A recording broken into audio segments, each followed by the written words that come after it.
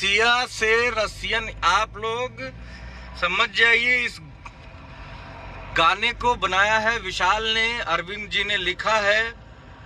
और इस गाने में रसिया से मॉडल बुलाई गई थी। लोग अभी मतलब बोल रहे होंगे कि हम रसिया से बुला के डांस कराएंगे। रसियन के साथ आप लोगों को मिलने वाला है।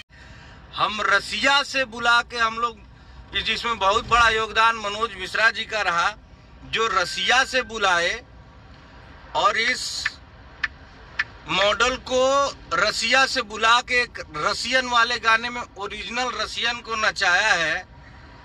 इसके लिए उनका बहुत बहुत बधाई, बहुत बहुत। और आप लोगों को विश्वास नहीं है तो ये देखिए, उस लड़की का पासपोर्ट है जो रसिया से आई थी।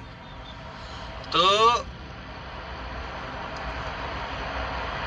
लोग अभी कह रहे होंगे कि हम रसिया से बुलाएंगे, इधर रसिया से आके नाच के चली गई गुरु।